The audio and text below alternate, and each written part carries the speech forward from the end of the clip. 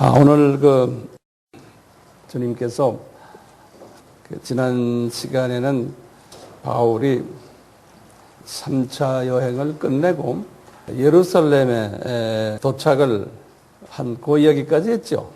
예. 진짜 오늘은 다음 이야기인데요. 사도행전 21장 17절에서 30절까지 말씀이에요. 성경을 읽지 않아도 제가 그 내용을 다 자세히 설명해 드릴 테니까 잘 정리만 하시면 되겠어요. 이제 이분이 예루살렘에 도착했죠.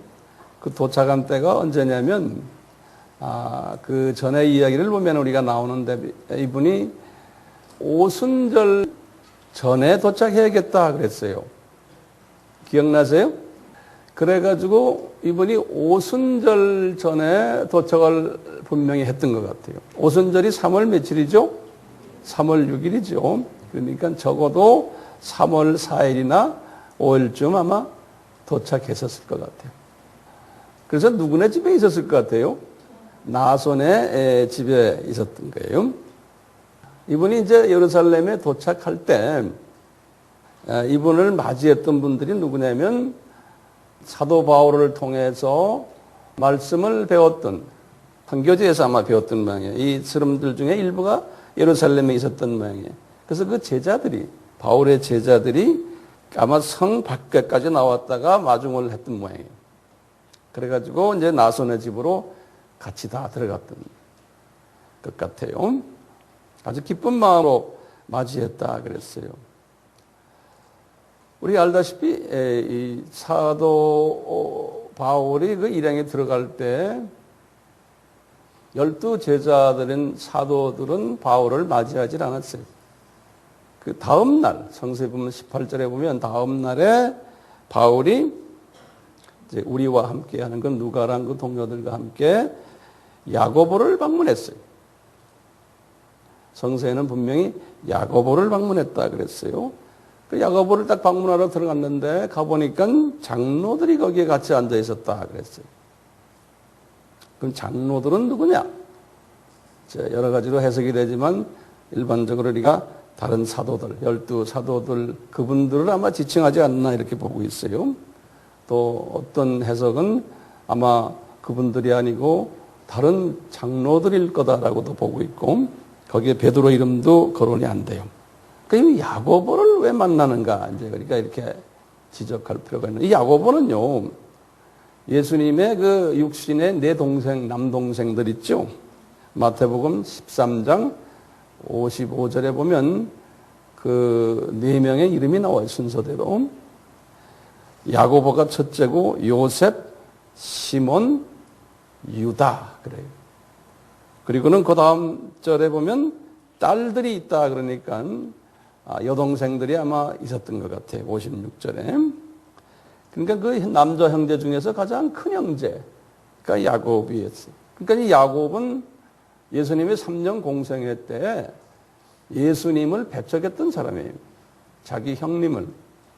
그냥 하나의 인간으로 봤지 그리스도로 보지를 못했어요. 그래서 기독교인이 아니었어요. 12 제자들에 속해 있지를 않았었어요. 야고보는. 그러다가 이제 예수님이 부활하신 후에 이분이 개종을 한 거죠. 이분이 이런 예수님과의 관계가 있기 때문에 예루살렘 교회가 이분을 최고 지도자로 모셨던 거예요. 우리가 그것을 어떻게 아느냐? 예루살렘 총회에서도 알 수 있어요. 사도행전 15장 13절, 갈라디아서 1장 19절에서도 우리가 알 수가 있어요. 그리고 이분이 나중에 예루살렘 교회가 흩어진 다음에 여기저기 이제 쭉 갈라디아니, 갑보디아니, 본도니 또는 아시아니 다니면서 이분이 자기 교인들, 흩어진 교인들을 상대로 복음도 전해주고 한 그런 일들이 있어요. 그래서 나중에 이제 이분들에게 편지를 쓴 것이 무슨 편지죠? 야고보서예요. 야고보가 이제 이런 사람이거든요. 자, 이제 이렇게 바울이 야고보에게 찾아간 것은 야고보가 이만큼 지도자라는 것을 인정해 주는 거죠. 그래서 이제 이분이 야고보한테 가가지고 뭘 했겠어요? 이분이 제일 먼저 한 일이 자기가 지금 들고 온 헌금이 있죠. 어디에서 헌금을 받았어요? 고린도 교회, 아가야에 있는 고린도 교회에서 받은 헌금, 그걸 줄창 끼고 다녔으니까 얼마나 있겠어요. 도둑놈도 많고 강도도 많은 그때. 그래서 그 헌금을 풀어놓으면서 여기에 헌금이 있습니다. 저희들이 헌금 가져왔습니다. 이렇게 해서 이제 헌금을 갖다 드리는 장면이 제 눈에 보여요. 그리고는 성서에 보면 그랬어요. 19절에 자기가 그동안에 1차 여행부터 시작을 해서 쭉 지금 3차 여행 끝날 때까지의 이방인들을 어떻게 봉사했고 그분들에게 어떻게 복음을 전했나, 그다음에 이 교회들이 어떻게 개척됐냐를 성서에 보면 낱낱이 보고를 했다 그랬어요. 낱낱이라는 것은 영어로는 그랬죠. one by one. 그러니까 적당히 한 게 아니고 하나하나 자세히 설명을 해준 거예요. 자, 이들이 이제 이 설명을 쫙 듣고 있은 거예요. 다 들은 다음에 이들의 반응을 보면요. 거기 20절에 보면 반응이 나와요. 뭐라고 그러냐면 딱 한마디예요. 반응이 뭐냐면 하나님께 영광 돌렸다 그랬어요. 하나님께 영광 돌렸다. 이런 말 한마디만 하고는 성서에서는 그 다음에 말이 없어요. 그러면은 그 다음에 하나님께 영광 돌렸다. 지금 누가가 지금 이걸 보고 쓰는 거예요. 그 장면을 누가가 다 봤으니까요. 그리고는 이들이 그 길로 바울에게 제안을 하나를 딱 하는 거예요. 그 말 듣자마자. 뭐라고 제안하냐면 당신이 이렇게 선교를, 이방 선교를 많이 했지만 지금 바깥에 많은 유대인들이 기독교인이 됐는데 당신을 통해서도 된 사람도 있지만 주로 우리를 통해서도 된 그런 유대인 크리스찬들이 많이 있는데 그분들이 당신을 많이 오해하고 있다라는 말을 한 거예요. 근데 그 기독교인의 숫자가, 유대인 기독교인의 숫자가 예루살렘부터 시작해서 전 지금 이 선교지에 깔려있는 숫자가 한국 성경에는 수만이라고 그랬어요. 근데 이제 그 영어 성경이나 원어에 보면 many thousands 그랬어요. many thousands. 그러니까 이것을 이제 좀 불려 말하면 수만이고 many thousand이니까 man이라니까 2, 3천, 3, 4천, 5, 6천 man이니까 만 명까지도 갈 수 있겠지만 하여튼 수많은 그렇게 표현하는 게 낫죠. 유대인 기독교인들이 지금 있다는 거예요. 예루살렘만이 아니고 지금 선교지에. 그들 대부분이 당신을 이단으로 생각한다는 거예요. 지금 이 야고보와 베드로나 이분들이 지금 수고하고 돌아온 바울에게 하는 대답이 이건 거예요. 선교부가 끝나자마자. 당신 말이야, 그 사람들이 당신을 이단으로 생각한다는 거예요. 예? 자, 그러니까 당신한테 우리가 한 가지 제안 좀 하겠다는 거예요. 뭐냐? 당신이 이단이기 때문에 예루살렘에 지금 왔다는 것을 이미 아는 사람들도 있을 거고 이제 좀 있다가 당신을 죽이려고 덤벼들 거라는 거예요. 이 기독교인들이 당신을 이단이기 때문에 그러니까 목숨이 위험하다는 거예요. 조심하라는 거예요.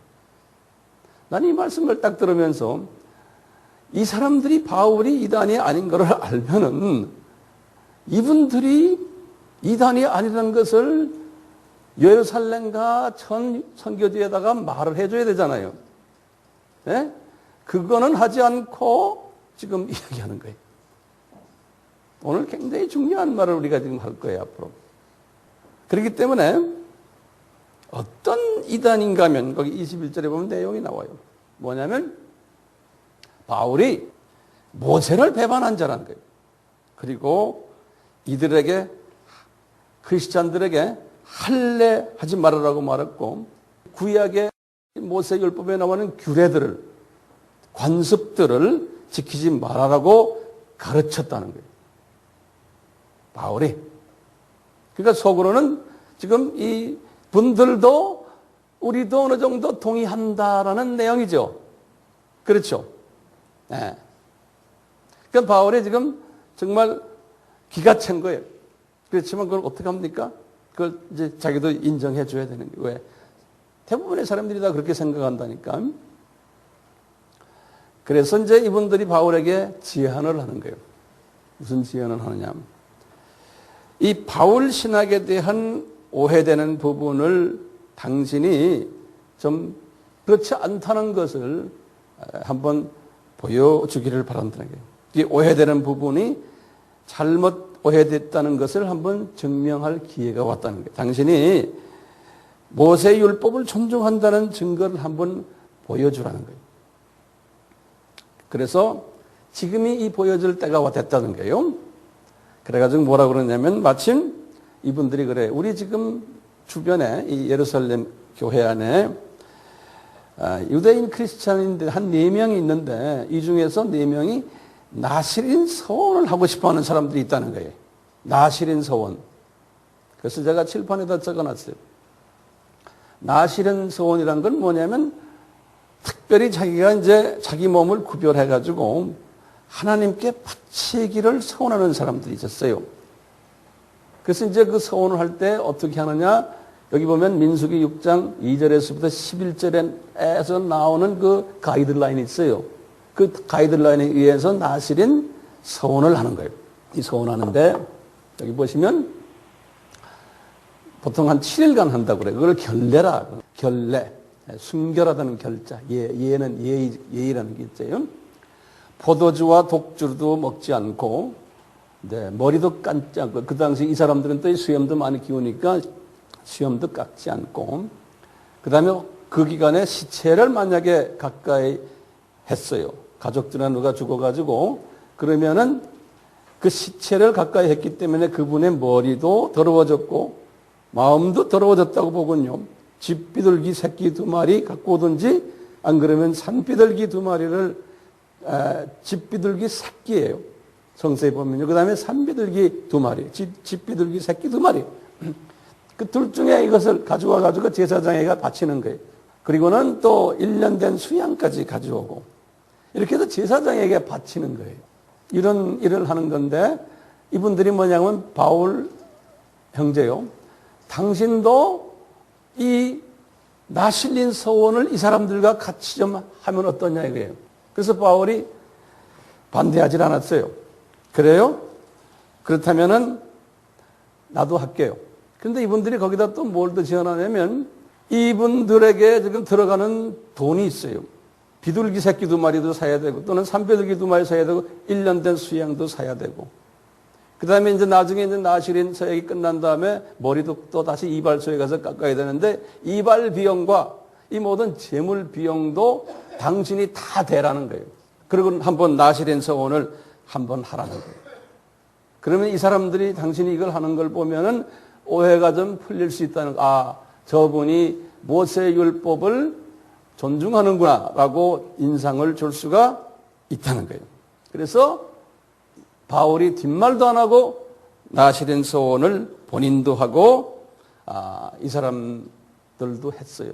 근데 보면 끝난 다음에 예루살렘 성전 안에 들어가서 제사장에게 우리가 이렇게 했습니다 하고 또 제사장에게 이런 지금 들어가는 비용도 다 갖다 바치고 이런 일을 구약 제사장들에게 바울이 다 가서 그대로 한 거예요.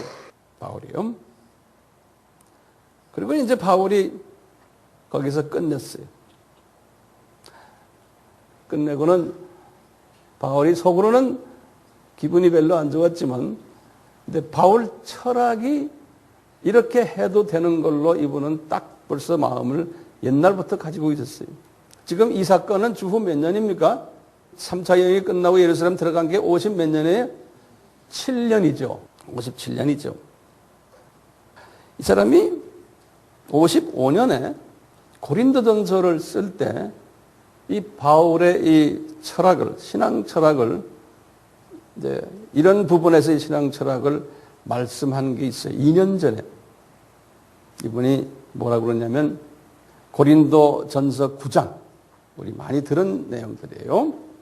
19절에서 23절이에요. 9절부터 이런 말씀을 해 이분이 고린도 교인들아 나는 모든 사람에게 나는 자유한 사람이다. 그러면서 그렇지만 나는 스스로 모든 사람에게 종이 되었다는 거예요. 그 이유는 뭐냐? 그 사람들을 내가 얻기 위해서라는 거예요. 그러면서 20절에 그랬어요. 유대인에게는 내가 유대인 같이 된 것은 이분이 지금 유대인처럼 된 거예요.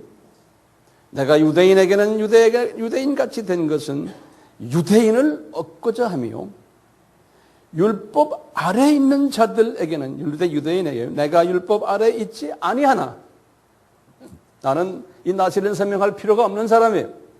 그렇지만 율법 아래 있는 자같이 된 것은 율법 아래 있는 자들을 얻고자 함이라는 거예요.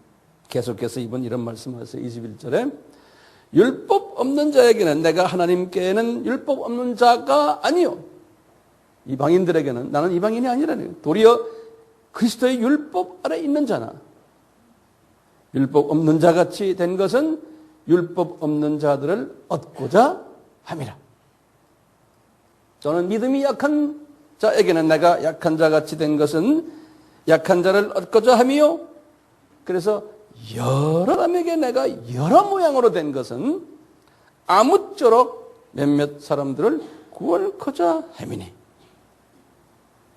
23절에 내가 복음을 위하여 모든 것을 행함은 복음에 참여코자 함이라. 이 말씀을 이분이 이미 지금 이 사건 2년 전에 딱 자기 제자들인 고린도 교인들에게 했어요. 자신은 이미 이 사람은요 나실인 서원을 받을 필요 없는 사람이에요. 할 필요가 없는 사람이에요. 그렇지만 이 사람은 복음을 위해서 까멜리온이에요. 그렇죠? 사람을 구하는 데 있어서는 까멜리온이에요. 여기서는 이렇게 행하고 저기서는 저렇게 행하고 그걸 이해를 못하는 사람 볼 때는 오해하게 딱 알맞는 거예요. 저는 이 사상이 저에게도 바울 이 사상에 꽉 차 있어요. 어디 가나 나는 까멜리온이에요. 제가 선교를 지금 한 20년 가까이 하면서 까멜리온 행동을 나는 엄청나게 많이 해요. 왜냐하면 저는 이거 바울의 이 사상을 제가 딱 내가 받았어요. 바울은요 주후 50년에 우리 디모데를 차출하면서 디모데에게 할례를 베풀었어요. 사도행전 16장 3절에 보면요. 그 이유가 뭐냐면 주변에 사람들이 유대인 크리스천들이 저 젊은이의 아버지가 헬라 사람이라는 걸 이미 알았기 때문이라고 그랬어요. 그래서 헬라 출신이기 때문에 할례를 시켜야지만 안 그러면 바울에게 또 뭐라고 또 말할 사람들이 주변에 있는 걸 알고는 필요 없지만 바울이 할례를 강제로 시킨 거예요. 그렇지만 이분이 상황에 따라서요. 그 훨씬 전에 주후 49년에 갈라디아서를 쓰면서 이분이 갈라디아 교인들에게 그러는 거예요. 내가 이방인인 헬라인인 그레데 사람인 디도가 크리스찬이 됐을 때는 나는 할례를 받게 하지 않았다는 거예요. 그러니까 상황에 따라서 이분은 할례를 해야 되겠다 생각하면 주변 사람들 한 사람이라도 혹시 실족할까 봐 놓치지 않기 위해서 이분은 그때그때 까멜리온이 되는 거예요. 갈라디아서 2장 3절에 그렇게 말씀하셨어요. 지금 주후 지금 몇 년입니까? 나실인 사건은 이거는 지금 57년이에요. 이 57년 전에 본인이 고린도에서요. 이분이 나실인 서원까지 하신 거 기억나세요? 주후 52년이에요. 거기에 있는 유대인들을 생각하면서 유대인들을 얻기 위해서. 그래서 이분이 이제 2차 여행을 끝나면서 갱그리아는 고린도 바로 옆에 있는 항구 도시거든요. 갱그리아에서 나실인 사역 끝나고 이제 머리가 좀 길어졌으니까 머리를 깎았더라. 기억나세요? 예. 그러니까 이분이 그때 보면서 이제 이 까멜리온 역할을 하는 것을 볼 수가 있어요. 그러니까 우리는요, 바울처럼요, 복음의 본질은 변하게 하지 않으면서 복음을 전하는 방법이에요. 요건 비본질이에요. 이것은 까멜리온적으로 변하게 한 것이, 변했던 것이 바울의 신학 사상이에요. 왜냐하면 이 복음 받는 사람들이 다 다양하기 때문에 그래요. 성품도 다양하고 문화도 다양하고 여러 가지 배경이 다양하기 때문에 거기에 맞춰서 그때그때 성령님이 주시는 메시지가 있어요. 예. 이와 같이 이제 이 제자들이, 사도들이 당신 나시린 사역 하십시오 하니까 아이고 뭐 쓱쓱 웃어가면서 뭐 1000번 하라도 하지. 거기에 있는 유대인들이 복음화에 도움이 된다면. 그렇죠? 100번 하라도 아마 했을 거예요, 바울이. 성서에 보면 누가가 거기에 대해서 뭐라 바울이 말했다 없어요. 그냥 그래? 한번 하지 뭐. 자존심 다 내리고 하는 거예요. 왜냐하면 예루살렘 성전에 들어가서 성전에 있는 제사장 옆에 가서 고개 숙이고 보고까지 해야 되거든. 이거 끝냈다라고요. 그리고 돈도 갖다 줘야 되고요. 다 했어요. 이제 이 나시린 이것이 이제 끝나고는 7일째 끝나고는 성전에 이렇게 이제 앉아 있는 거예요. 바울이 이제 앉아 있는데 갑자기 소란한 소리가 바깥에 들려오는 거예요. 그러더니 보니까 유대인 크리스천 그룹들이 이렇게 딱 보니까 에베소 출신들이에요. 이 오순절을 기념하기 위해서 몰려온 자기 눈에 익은 이분들은 다 우리 크리스천들이 있었지만 또 비그리스도인들도 거기에 섞여 있지 않았나 보고 있어요. 이 무리들이 성전으로 달려오면서요 막 소리 지르는 거예요. 저 양반 좀 못된 놈이라는 거예요. 저 양반 며칠 전에 지금 그 사건이 며칠 전에 에베소 출신 한 사람 이름이 거기 나요. 드로비모라는 사람이 있어요. 그분을 3차 여행 때 데리고 다녔거든, 이분이, 바울이요. 드로비모를 데리고, 그 사람은 이방인이에요. 드로비모를 데리고 성전 뜰에서 왔다 갔다 하는 걸 우리가 봤다는 거예요. 바울이 그러는 것을. 그래서 그때 이 사람들이 딱 보곤 저 양반 말이야, 이방인을 데리고 성전 뜰에서 왔다 갔다 했는데 안 그래도 기분이 나빴던 거예요. 그런데 오늘 딱 보니까 성전 안에 지금 있는 거예요. 그래가지고는 무리들을 불러다가요. 저 사람 우리가 혼내주고 죽여버리자는 거예요. 하나님의 법을 어긴 놈이라는 거예요. 그래가지고 나와가지고요. 이분들이 이 사람을 성전 안에서 그냥 무리가 그냥 꽉 잡아버렸어요. 그래서 꼼짝없이 당한 거예요. 딱 당해가지고. 도와주는 사람 아무도 없는 거예요. 이 4명은 다 도망가 버리고요. 혼자. 그런데 끌고 성전으로 나오니까 성전문이 탁 닫히더라. 성서에서는 그렇게 딱 써놨어요. 성전 안에 못 들어가게. 이 더러운 이 사울 이놈, 너는 성전에 들어갈 자격이 없다는 거예요. 그래가지고는 성전 밖들에서 말이죠. 무리들을 동원하는데 뭐라고 말하냐면 이 양반이 저 우리 디아스포라들을 여기저기 있는 우리 외국인의 디아스포라들을 그냥 유혹을 해가지고 율법을 어기게 하고 예루살렘 성전까지도 해방하는 행동을 그동안 오랫동안 해왔다는 거예요. 그러던 자가 지금 여기 와 있다는 거예요. 그래가지고 온 성이 난리가 났다. 30절에 그랬어요. 그 다음 절은 제가 다음 시간에 하겠지만요. 그랬어요. 바울을 죽이려고 딱 계획하고는 막 매질을 시작했다. 그랬어요. 오늘 본문은 여기까지예요. 자, 몇 가지 질문이 있어요. 우리가. 첫째 질문은 뭐냐면요. 이 사도들이 왜 바울을 맹대하느냐 이거예요. 이미 바울이 예루살렘에 온다는 소식을 들었는 터인데 숙소도 미리 마련해 주지 않았어요. 이분들이. 이 사도들은 이미 벌써 주후 30년부터 사역을 시작을 해서 그 예루살렘 도시에서요. 지금 57년이니까 27년을 예루살렘에서 사도 역할을 하는 토백이들이에요. 그러니까요, 이분들은 그래도 유대인 지도자들과 이제 교제가 어느 정도 있고 자기도 어느 정도 파워 그룹이 돼가지고 정치적인 지도자들과도 바리새인들과도 교제가 다 있고 이 바울을 죽이려고 하는 저 세력들을 무마시켜서 하지 못하도록 할 수 있는 어느 정도의 파워도 가진 분들이 영향력이 있는 분들이에요. 그런데 아무것도 안 했어요. 바울이 온다는 소식을 간접적으로 아마 들었겠지만 영접도 해주지 않았고 숙소도 미리 마련해 주질 않았어요. 나손의 집에 들어갔다는 소식을 알고 있었는데도 이 집에 찾아가서 인사하고 수고했다고 격려도 안 해줬어요.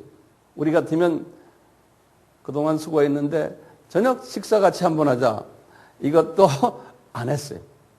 우리 같으면은 오늘 저녁에 당신 왔는데 첫날이에요. 우리 사도들 내가 다 모아놓고 우리 교인들도 좀 핵심 멤버들 모아놓더니 우리 저녁 집회 한번 하자. 이것도 안 했어요. 바울을 불러다가 융숭한 대접을 해야 되는데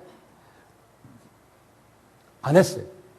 대신요, 이분들이 이렇게 관심이 없었으니까 바울한테 바울의 예루살렘 입성은 아주 초라했어요.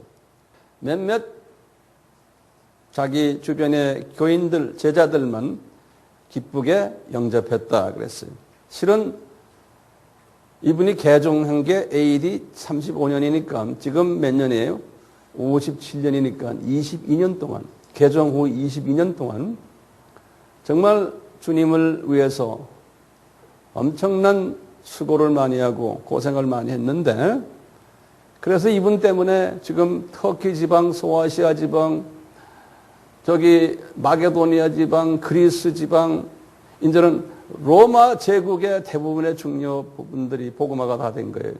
교회들도 많이 세워지고 이런 일을 지금 하고 선배들에게 와서 인사하라고 이 사람한테 이분들이 이렇게 했는데 인간 같으면요, 예를 들어서 전투를 하고 돌아온 개선 장군이어야 되잖아요. 2차 전쟁 때 아이젠하워 장군이 뉴욕에 와서 아주 큰 환영 퍼레이드를 받은 것처럼 또는 드골 장군이 불란서의 그 개선문 앞에서 큰 퍼레이드를 받은 것처럼 바울도 그런 개선 장군의 그런 환영을 받았으면 좋을 터인데 전혀 그런 모습이 없었어요. 바울이 이것을 알고 있었어요? 몰랐어요? 바울은 이미 알고 있었고 이미 각오까지 한 사람이에요. 그러니까 누가가 거기에다 대고 바울이 섭섭해했단 말 한마디도 하지 않았어요. 그러면서도 바울은 하룻밤 자고 나서 그 다음날 아침 식사하고는 커피 한잔 하시고는 그 길로 야고보에게 찾아가서 보고를 드리고 헌금 드리고 했던 거예요. 보고가 끝난 다음에 아마 커피 한 잔은 같이 먹었겠죠. 그런데 누가는 말이죠. 바울에게 이분들이 감사했다.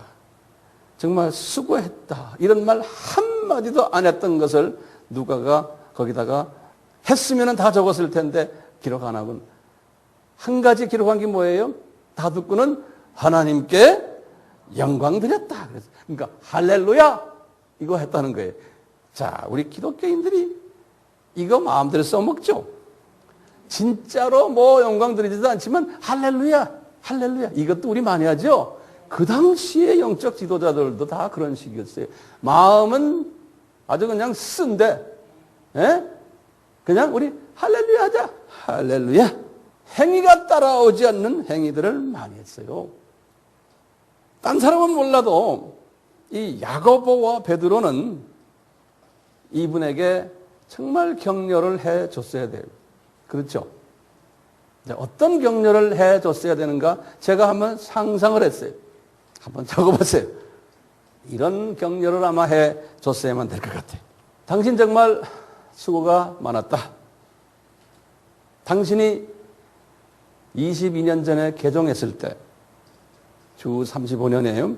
그때 이야기를 우리가 들었다. 지금 57년이니까 22년 동안 우리가 너 개종한 후에 별로 도와주지 못해서 정말 미안하다. 한마디든 해야 될 거 아니에요. 네? 당신이 복음을 이렇게 전했기 때문에 사방의 교회들이 여기저기에서 많이 개척되고 이 예루살렘 출신들도 당신 때문에 배운 것이 많다. 복음의 진실을 배워왔다. 우리가 하진 못한 일을 당신들이 해봤구나. 고맙다. 또 이런 말씀을 했어야 돼요. 예수님이 너 없었을 때, 너 개종하기 전에 우리에게 사도행전 1장 8절 말씀을 주셨잖아요. 근데 이 말씀들에 우리가 잘 하지를 못했다. 근데 네가 우리 대신 다 해줬으니 고맙다. 이런 정도 말씀은 하지 않아요? 해야 되잖아요? 네?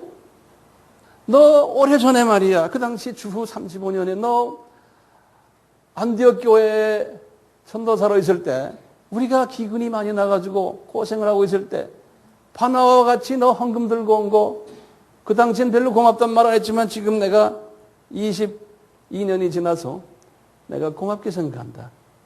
근데 지금 또 헌금 들고 왔니? 22년 후에? 너 정말 고맙다. 세상에 이런 정도는 해야 되잖아요? 이 영적 지도자인데. 네? 그리고는 이런 말도 분명히 해야 돼요. 사울아. 그런데 우리가 너한테 섭섭한 게 좀 있다. 네가 말이야. 우리 교회에 아주 최고 안수 집사인 스테반을 죽이는 데다 가담했지? 그뿐이냐? 스테반을 죽여놓고는 네가 가가호호를 방문하면서 우리 교인들을 얼마나 핍박했니? 그것 때문에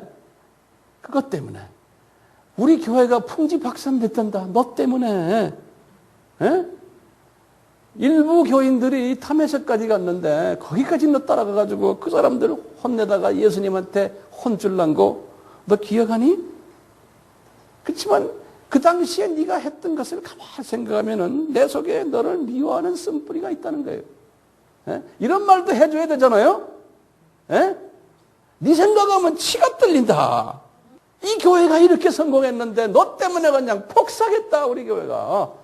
나 예수님께서 말이야 마태복음 18장에서 하신 말씀이 있어. 21절에 베드로가 지금 말하는 거예요.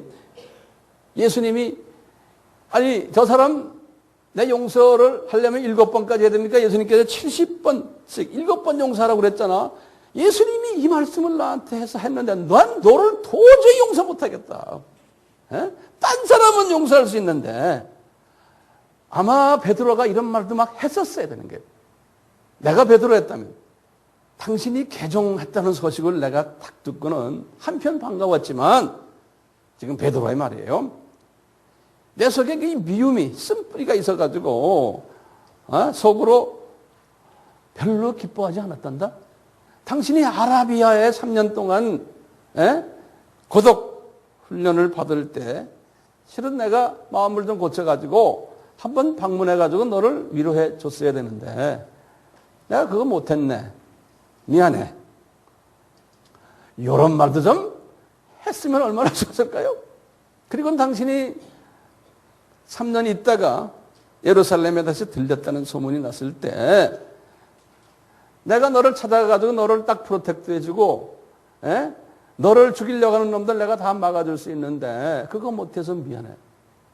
그러니까 바나바를 통해서 나한테 야고보한테 왔을 때 우리가 만났을 때도 별로 반갑지 않았단다. 너를 죽이려고 살인 음모가 예루살렘에 그때 있을 때 우리가 팔벗고 나서서 막아줬어야 되는데 그걸 못했다. 그래서 너는 할 수 없이 네 고향으로 간 거 기억난다. 네 고향에 있을 때도 우리가 한번 올라가서 위로의 교제도 좀 하면 좋은데 그거 못했다. 미안하다. 이런 말 정도는 해야 되잖아요. 나 같으면 할 것 같아요. 안디옥 교회 전도사로 왔다라고 했을 때 급히 달려 올라가서 축하 꽃다발이라도 하나 주면 얼마나 좋아요. 그것도 안 한 거예요, 사람들이. 오히려 1차 여행을 딱 하고 딱 들어온 바울에게 자기 제자들을 통해서 막 씹는 이야기만 하는 거예요. 에? 너는 모세 율법을 무시하고 은혜의 복음만 전하는 자구나. 이래가지고 이 문제를 막 그냥 복잡하게 만드는 일을 뒤에서 조정을 한 거예요. 할 수 없이 바울이 바나바와 같이 예루살렘에 내려왔던 사건 기억나시죠? 우리 예루살렘 총회라고 그러잖아요. 이때 바울은 아직도 그 쓴뿌리가 남아가지고 오니까 쳐다도 안 보고 그냥 웅웅웅 이러고 있을 때 야고보가 딱 보고는 교통 정리해주고는 어느 정도 소위 타협안을 만들어가지고 소위 바울의 사역을 성령님께서 하도록 이끄신 거예요. 근데 바울이 이런 과정을 통해서 이제 많은 걸 깨닫고 사람이 누구라는 걸 깨닫고 성령님의 끊임없는 메시지를 아마 들었었을 거예요. 다 이런 걸 보면서요. 이제 바울이 2차, 3차, 4차 여행 나중에 하지만 이 바울이 2차, 3차 여행을 하면서까지도 한 번도 바울에게 수고했다는 말 한마디 한 것이 없어요. 그러는 과정 속에서 지금 예루살렘에 도착한 거예요.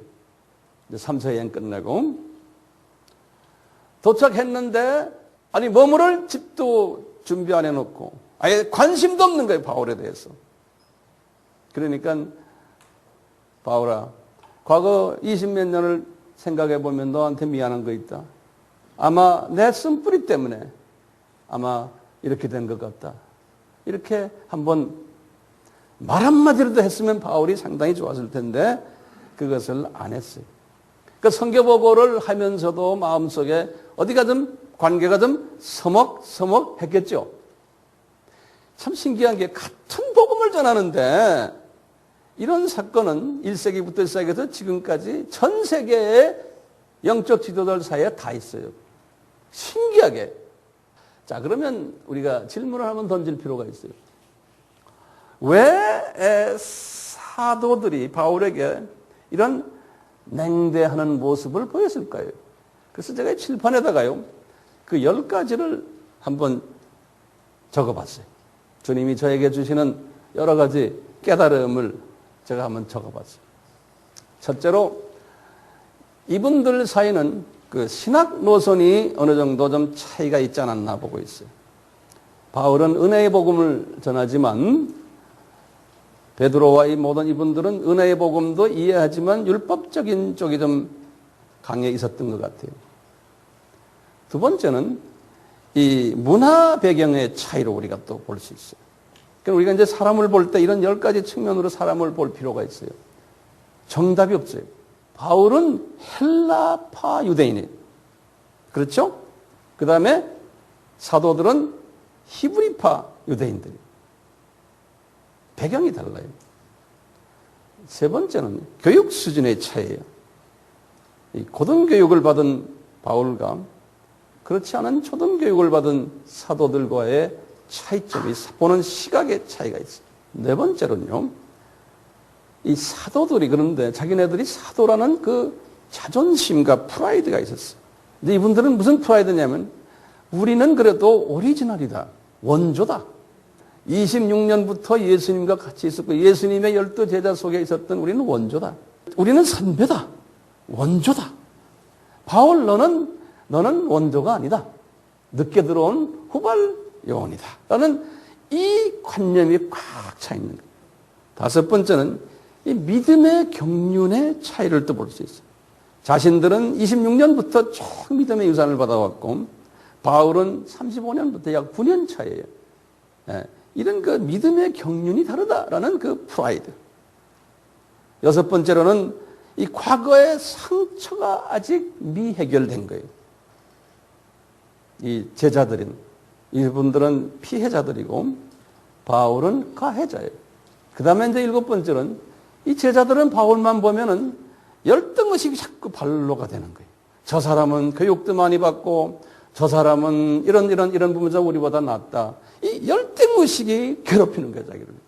그 다음에 열등의식이 있는 사람에게 파워를 주면요, 이 권위의식이 거기에서 나타나는 이런 것이 따라와요.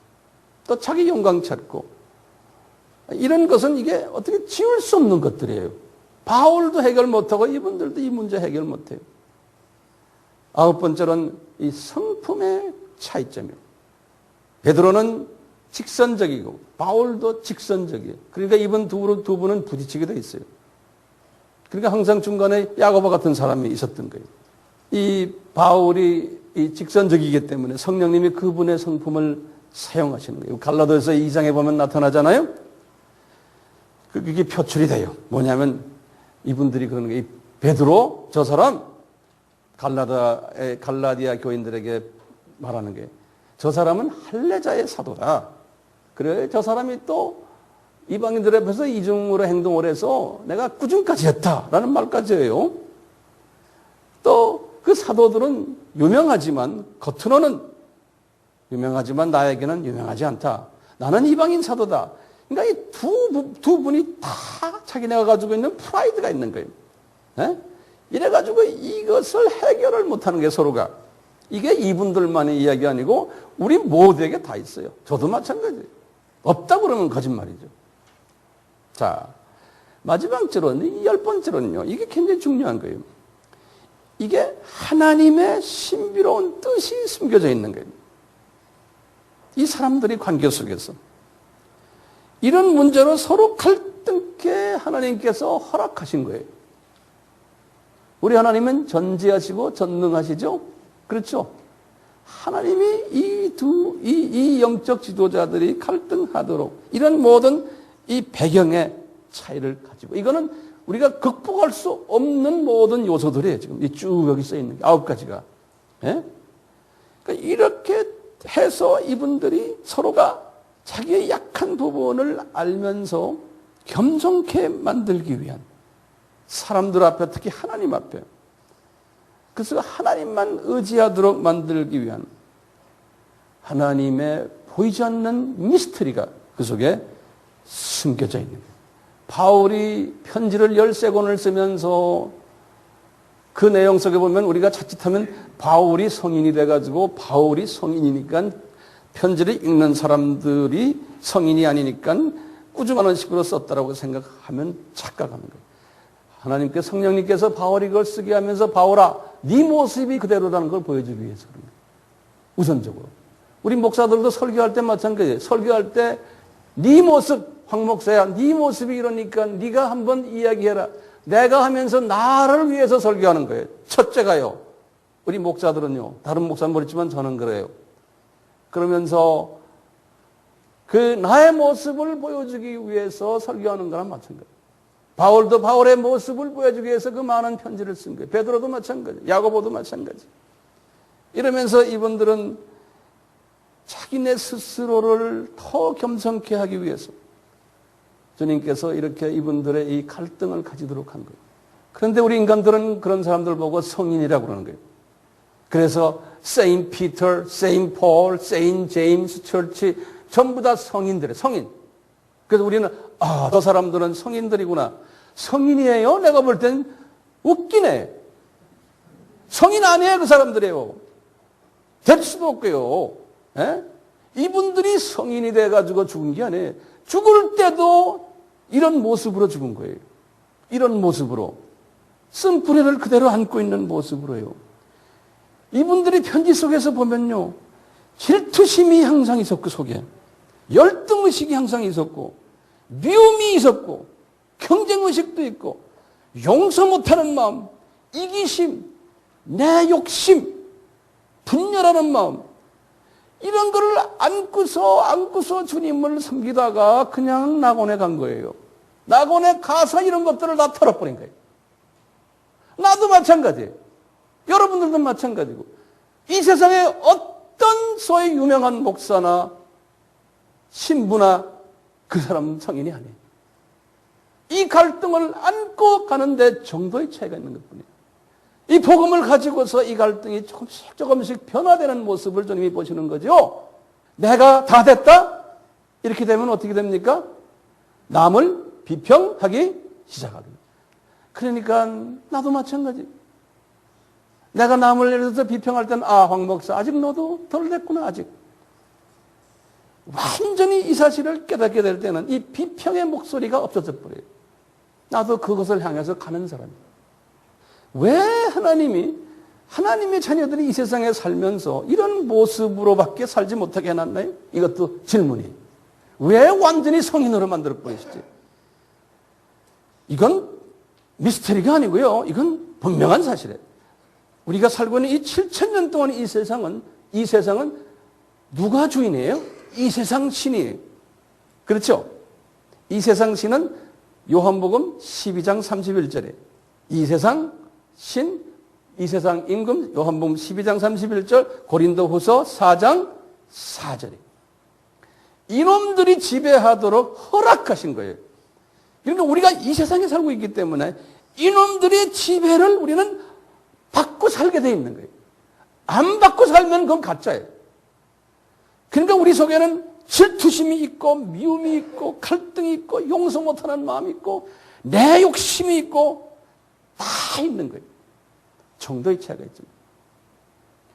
주님과 가까이 하는 것은 이것을 줄여나가는 사람이에요. 줄여나가는 사람. 네. 이것뿐이죠. 이 사탄의 성품은 이 세상 사는 동안에는 없을 수가 없는 거예요. 없으면 비성사적이에요. 있어야 되는 거예요. 미움이 있어야 되는 거예요. 질투가 있어야 되는 거예요. 바울이요, 주 57년에 3차 여행 거의 끝날 때죠. 로마서를 썼죠. 그렇죠? 이분이 로마서를 쓸 때만 해도 굉장히 영적으로 높은 위치에 있었던 사람이에요. 그런데 청령님께서 이분에게 말씀하시는 거예요. 로마서 우리 잘 아는 7장 22절부터 24절. 이분의 연계에 깊이 들어가면서 이분이 깨달은 게 이게, 내 속사람으로는 하나님의 법을 즐거워하는데 내 지체에는 또 한 법이 있어가지고 내 마음의 법과 싸워서 내 지체 속에 있는 죄의 법 안으로 나를 막 사로잡아가는 거예요. 그러니까 나는 느낄 때 그런 게, 내가 저 사람 사랑해줘야지, 저 사람 내가 질투하지 말아야지, 내 입을 열면 항상 사랑만 해줘야, 이것이 막 있는데 이게 잘 안 되는 거예요. 세상에 말이죠. 지금 이분이 이 편지를 쓸 때만 해도요, 벌써 편지를 많이 쓴 사람이에요. 57년이니까 49년에 갈라디아서 썼죠. 51년에 데살로니가 전후서를 썼죠. 55년에 고린도 전후서를 썼죠. 성인의 성인. 그 편지 내용만 봐도 성인이에요. 예? 그런데 57년에 지금 로마서를 쓰면서도요, 1장부터 8장의 그 유명한 거 정말 기가 막힌 말들을 다 쓴 사람인데 이분이 그러는 거예요. 성령님이 그러는 거예요. 바울아, 네 속을 들여다봐라. 넌 아직도 성인이 아니야. 이분이 이것을 깨닫고 그래요. 오라, 나는 공고한 사람이라도 이 사망의 몸에서 누가 나를 건져내려. 이 고백을 하도록 하나님께서 하는 거예요.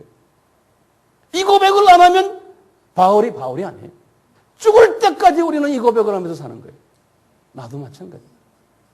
남을 정죄하는 것은 안 되는 거예요. 왜? 이것을 깊이 들어가면 들어갈수록 이제 남을 정죄할 수 있는 힘이 없는 거예요. 우리가 거기까지 돼야 되는 거예요. 나도 마찬가지예요. 나는 그걸 향해서 제가 가고 있어요. 남을 정죄할 수 있는 힘이 빠져야 돼요. 바울은 보세요. 겉으로 보면 성인이에요. 22년 동안 기도도 많이 하고 사역도 많이 하고 교회 개척도 기가 막히게 많이 하고 두라노 서원에 신학교 교장도 하고 제자들 많이 만들어내고, 이분은요 당대 최고의 신학자였고 목회자였고 선교사였고 교사였고 이런 사람인데 낙원 방문까지도 하고 책도 많이 쓰고 엄청난 하나님의 사람인데 우리 인간의 눈으로 보면 성인이에요. 그런데 그분은 자기 속에 있는 이 갈등, 이 쓴뿌리를 자기가 해결하지 못하는 거예요. 주님께서 이분에게 이 쓴뿌리를 허락하신 거예요. 어느 정도? 어떻게 알아요? 우리 고린도후서에서 이분이 말씀하셨어요. 이 사탄의 선물인 육신의 가시를 허락했다고 그랬어요. 우리가 보통 말하면 이 사도 바울의 육신의 가시는 뭐 말라리아 병이니 또 하나가 눈병이니 이렇게 생각하는데 많은 사람들은 그거는 지엽적인 이야기입니다.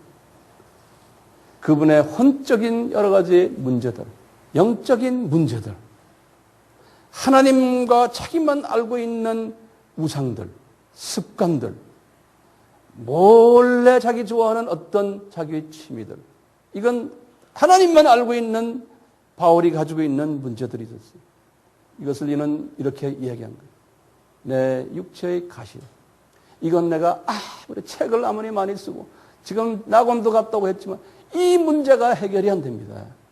우리 누구나 다 있는 거예요. 남한테 이야기하기 힘든 주님만 알고 있는 게 있어요. 그러니까 이걸 좀 해결해 주십시오니까 주님께서 그러는 거예요. 너 그거 갖고 있어야 된다는 거예요. 네가 그것을 가지고 약해할 때 하나님의 능력이 나타난다는 거예요.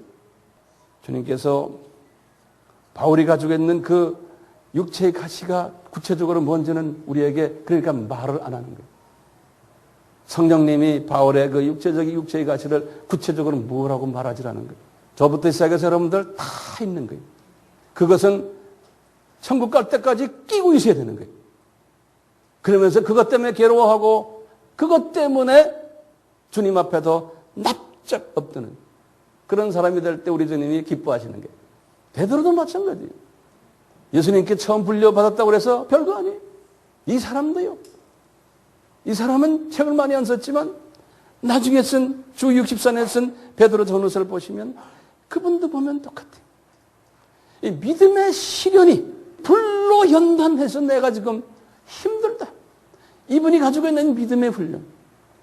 이분도 자기가 가지고 있는 쓴뿌리들이 너무나 많은 거예요.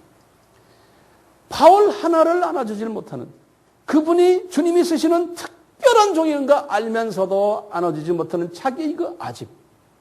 그분을 통해서 이런 일을 다 해놨는데도 그걸 안아주지 못하는 이 그분이 가지고 있던 그 쓴뿌리가 있었어요. 야고보도 마찬가지였어요.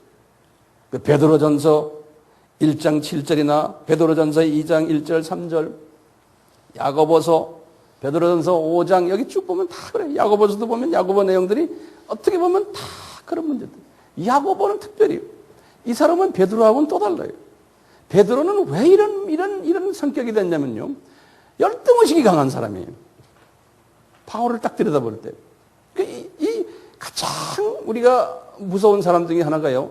열등의식이 많은 사람이 제일 무서워요. 파괴적이 돼버려요. 그러니까 그것을 우리가 건드리면 안 돼요. 야고보는 열등의식은 별로 없었던 사람이에요. 그러니까 이분의 성품이 어느 정도 중도가 된 거예요. 이분은 예수님의 육신의 동생이니까 다윗 왕족이에요.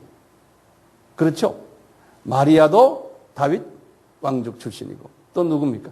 요셉도 다윗 왕족. 그러니까 왕족 출신이에요. 그뿐입니까? 교계 안에 들어와서도 로얄 패밀리였어요. 왜? 예수님의 육신의 동생이에요. 그러니까 이분은요. 죄의식이 하나 있은 게 하나가 공생애 동안에 자기 형님 되는 예수님을 핍박했던 것이 아마 죄의식 중에 하나 깔려 있었을 거예요. 그 외에는 이분이요.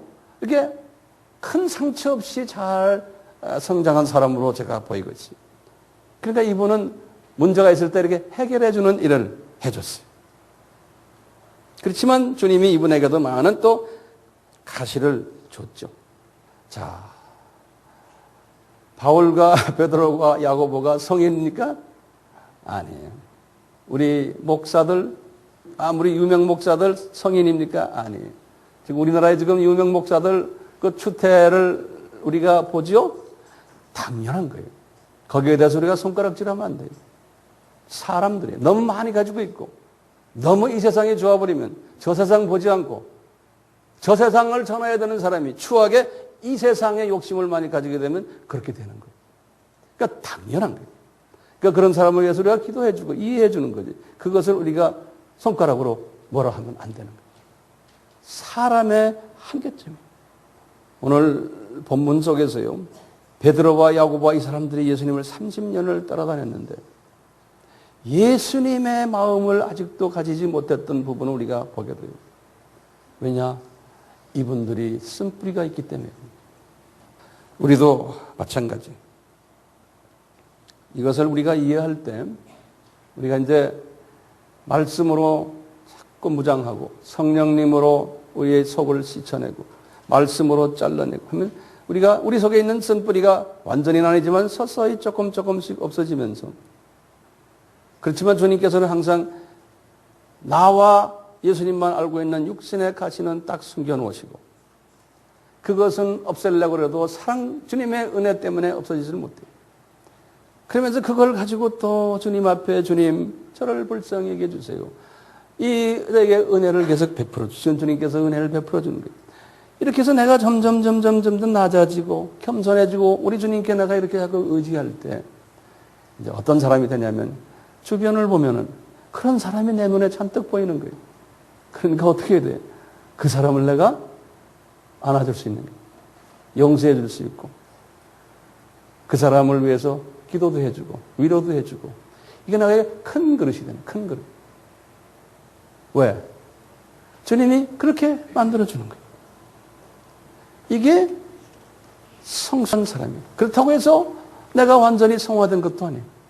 내 모습을 보면서 아하, 딴 형제 자매들의 모습이 이렇게 보이는 아, 저분들도 이 길로 가고 있구나. 이런 시각을 가진 사람을 주님께서 성숙한 크리스찬이라고 합니다. 복 있는 크리스찬입니다. 그래서 우리 마태복음에서 그러잖아요. 아버지가 온전한 것처럼 너희들도 온전하라는 거예요. 100% 온전한 게 아니에요. 이런 시각을 가지고서 모든 사물을 보고 특히 크리스찬들 사이에서는 그렇게 살아요. 이 사람이 성령 충만한 사람, 말씀 충만한 사람, 은혜가 충만한 사람. 그러니까 고린도전서 3장, 13장의 말씀이 조금씩 내 것이 되고 이런 사람들입니다. 오래 참을 수도 있고 성품은 원래 참지 못하는 사람인데 조금씩 변화가 오기 시작하고 이런 사람은 모든 사물을 볼 때 참으며 모든 것을 믿고 모든 것을 바라며 견디는 그 엄청난 시각을 가지게 되는 거예요. 환경은 변하지 않았는데 이런 그 시각의 변화가 오는 거예요. 이제 바울이나 베드로나 야고보 이런 사람들도 순교 직전에 이런 사람이 되지 않았을까라고 우리가 추측할 수 있어요. 이분들의 이런 그 좀 부정적인 모습들을 우리가 보면서 아, 이게 하나님의 뜻이었구나. 이분들을 이렇게 만드는 것이. 나에게도 주님이 이 과정을 허락하셨군요. 또 내 주변에 모두 있는 형제자매들, 우리 가족들, 내 주변 사람들 주님이 다 허락하셨군요. 그러니까 그 허락하셨다는 이런 부분을 생각하시면서 내가 용서해 줄 수 있고 이해해 줄 수 있고 사랑해 줄 수 있는 거예요. 이게 가능해요? 예, 가능한 거예요. 시각의 변화예요. 하나님의 큰 뜻을 보는 우리 모두가 되기를 예수님의 이름으로 축원합니다. 아멘. 같이 기도합시다.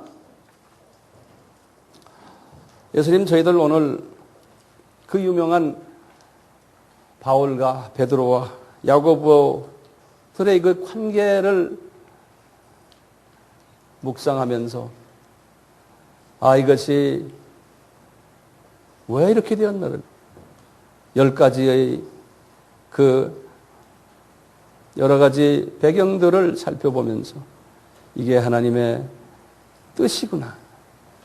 숨어있는 신비구나. 라는 것을 깨달았습니다. 우리도 마찬가지입니다. 내 개인도 마찬가지입니다.